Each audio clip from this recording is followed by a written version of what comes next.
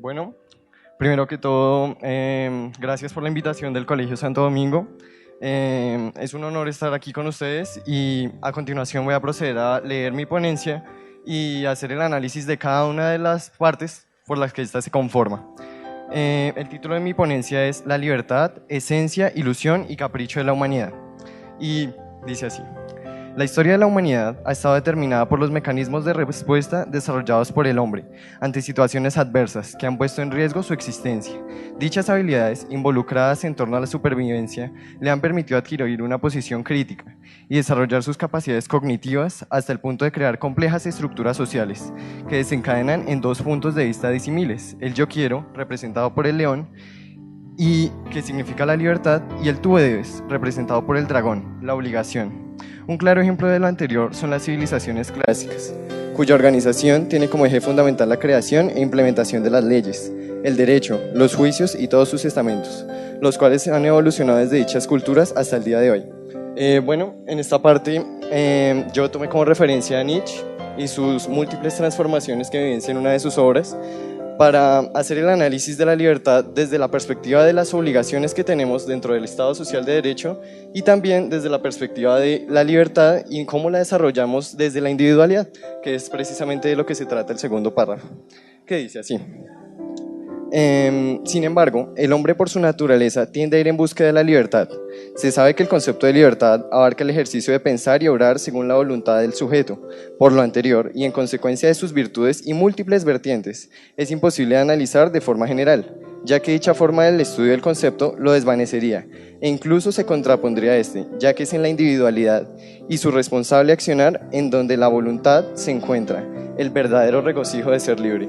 En este punto, yo quise hacer el análisis de la importancia de si actuamos en libertad, actuamos con responsabilidad. Son dos conceptos que tienen un nexo causal evidente y en la medida en que los apliquemos de la forma que debe ser aplicados, a partir de la responsabilidad, la conciencia y la buena fe desde cada uno de nuestros actos, a pesar de las múltiples ideologías que podamos tener, siempre podremos avanzar hacia una mejor sociedad, avanzando por el trasegar de los problemas que se nos presentan diariamente, pero a partir del desarrollo de esta libertad, desde la responsabilidad, desde la conciencia, podemos avanzar seguramente hacia una mejor sociedad. El siguiente párrafo habla de el dragón, la obligación, y cuáles han sido los impactos que ha generado para la humanidad. Dice así: de una u otra manera, las leyes, las normas y las instituciones estatales, creados por el mismo hombre, representan el dragón, el tú debes, que ha regido la vida de la humanidad por más de 3000 años. Igualmente, la historia establece los célebres y valientes personajes que han buscado preponderar el libre ejercicio de su voluntad y han librado grandes batallas por la humanidad y por sí mismos, para garantizar que la esencia de la identidad humana se oriente en la dignidad, que el dragón, en el ejercicio de sus acciones, ha sustraído al espíritu humano. En esta parte hice el análisis de cómo la obligación, el conjunto de deberes que tenemos con la sociedad, en ocasiones nos sustraen algo de la libertad, pero hay que también analizar qué tipo de obligaciones, que es lo que analizaremos en el siguiente párrafo. Un claro ejemplo de lo anterior es lo establecido por el dragón hasta hace no menos de 3 siglos, en el cual el tú debes obligó a actuar en contra de nosotros mismos, al encadenar a nuestros hermanos por el hecho de diferencias irrelevantes como el color de la piel o la forma de pensar, hechos que solo han causado tragedias y nefastos resultados que aún percibimos hoy y que cada vez nos dividen más. Por lo anterior, es posible interpretar la estrecha relación entre el mal y el dragón, ya que el libre ejercicio de la voluntad sin un direccionamiento, sin ningún tipo de responsabilidad y carente de moral en el actuar del individuo, reflejará únicamente el concepto de mal. Por lo tanto, vale la pena reiterar lo propuesto por San Agustín. Cada hombre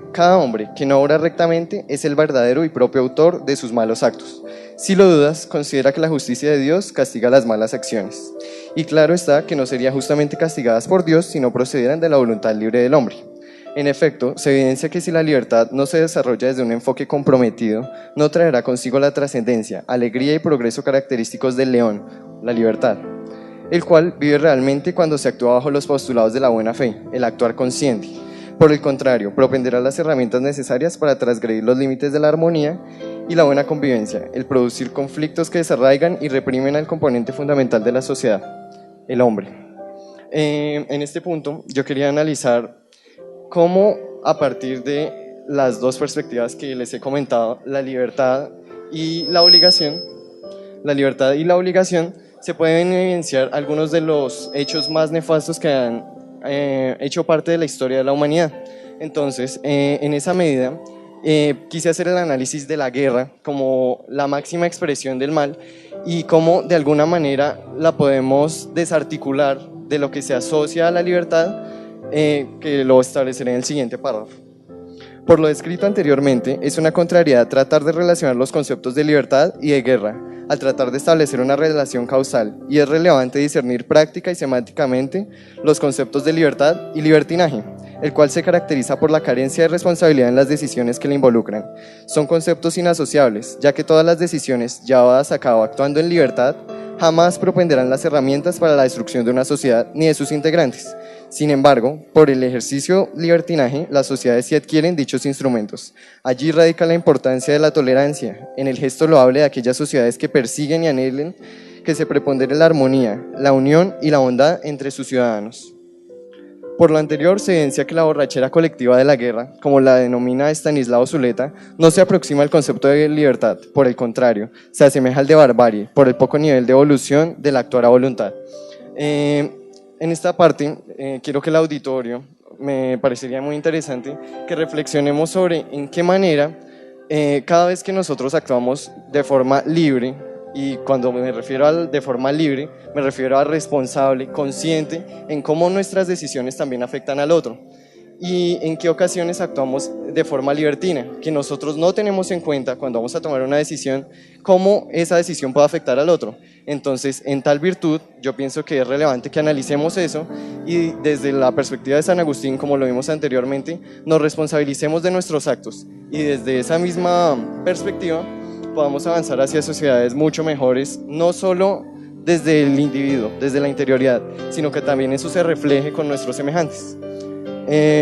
Vale la pena reflexionar cómo evoluciona nuestra moral, que por espejismos de libertad se vuelve justa y coherente con su objetivo fundamental, que no es más que mantener la fraternidad entre los seres humanos. Es este conjunto de ocasiones en que se evidencia la frase célebre de Voltaire: la libertad no tiene su valor en sí misma, hay que apreciarla por las cosas que con ella se consiguen. Para concluir, vale la pena recordar la Revolución Francesa como el último momento de la historia en que se percibió el yo quiero como sustento de la existencia humana. Sin embargo, con el deterioro de los ideales revolucionistas, el hombre volvió a sucumbir ante el dragón, e incluso el sistema democrático implementado por la revolución se vio influenciado por el tú debes. Finalmente, considero que es el momento de actuar, como los hijos de la Ilustración y el modernismo, quitarnos la venda del tú debes y reaccionar a nuestros instintos, como lo enfatizó Nietzsche, pasando a la transformación del niño por su inocencia y creatividad, utilizando la autonomía como el vehículo ideal para caminar por el sendo camino de la libertad, garantizando un mejor futuro para las próximas generaciones, en donde nuevamente prepondere la libertad, igualdad y fraternidad, incorporando también la tolerancia, justicia y responsabilidad, originando una sociedad con la capacidad de vivir productiva e inteligentemente en los principios que le llevarán a la felicidad. En este punto me parece importante que reflexionemos sobre cómo es nuestra responsabilidad en este momento aplicar todos estos conceptos del largo recorrido histórico por el que ha pasado la humanidad y los apliquemos ¿para qué? Para avanzar hacia una sociedad más justa, que busque la trascendencia y busque la felicidad de sus individuos sin tener que pasar por encima del otro. Finalmente, y como lo establecí en la ponencia,